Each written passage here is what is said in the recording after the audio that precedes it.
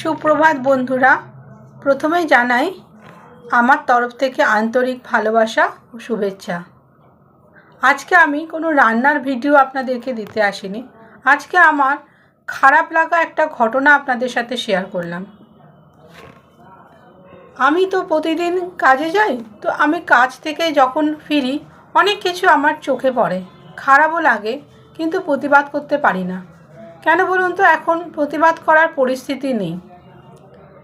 গতকাল আমি যখন কাজ থেকে ফিরছি, আমি মিনি বাসে উঠে বাঁদিকে একটা বসার জায়গা পাই। আমি ওঠা কিছুক্ষণের মধ্যে একটা মেয়ে ওঠে। মেয়েটার বয়স ধরুন 24-25 বছর হবে। মেয়েটা উঠেই আমার সামনে দাঁড়াবার সাথে সাথে আমার উল্টো দিকে একটা ছেলে বসেছিল। ছেলেটাকে দেখে মনে হয়েছিল খুব শিক্ষিত, ভদ্র বা ভালো কোথাও চাকরি করে। তো মেয়েটাকে দেখা মাত্রই উঠে দাঁড়ায় এবং মেয়েটাকে বসার জন্য জায়গা করে দিতে চায়। মেয়েটা তার ভদ্রতার খাতিরে বসতে চায় না, সে আমার সামনে এসেই দাঁড়ায়। কিছুক্ষণ বাদে একজন আমি বয়স্ক ভদ্রলোকের গলার আওয়াজ পাই। তিনি সোজা গিয়ে একবারে ইঞ্জিনের কাছে গিয়ে ড্রাইভার ভাইকে জিজ্ঞাসা করে যে, দাদা, আমি কি এই ইঞ্জিনটার ওপর বসতে পারি? কিন্তু ড্রাইভার ভাই ওনাকে বলেন কি এখানে বসা যাবে না।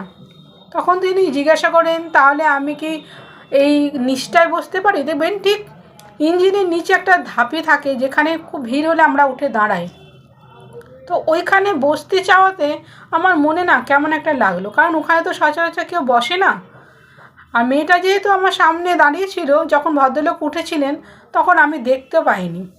ওনার এই কথাটা শুনে আমি মুখ বাড়িয়ে দেখার চেষ্টা করি যে কে।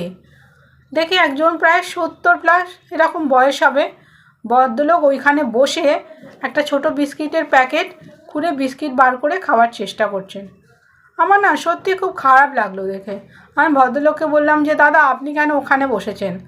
আমি উঠে দাঁড়াই, আপনি এখানে বসুন, আমি তো একটু পরে নেমে যাব।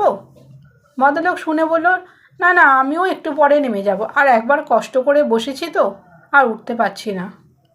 দেখুন, যে ছেলেটি ওই অল্প বয়সী মেয়েটাকে বসার জন্য জায়গা করে দিচ্ছিল, সেই ছেলেটিও কিন্তু দেখেছিল। সে কিন্তু জোর করা তো দূরের কথা, একবারও ওই বয়স্ক ভদ্রলোককে বসার কথা বললেন না। তারপরে এইভাবে যাওয়ার কিছুক্ষণের মধ্যেই আমার নামার সময় হয়ে এসেছিলো। আমি উঠে দাঁড়িয়েছিলাম। তো দুটো মেয়ে ওঠে, এই ধরুন 15-16 বছর।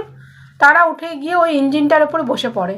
বসার সাথে সাথে কিন্তু ড্রাইভার ভাই ওনাদেরকে তুলে দেয় এবং বলে, এখানে বসবেন না, উঠে যান। ওরা বিরক্ত হয়ে জিজ্ঞাসা করে, কেন? তখন ড্রাইভার ভাইটি বলে, আমি এই কাকুকে এখানে বসতে দিলাম না, আপনাদেরকে কী করে বসতে দেব?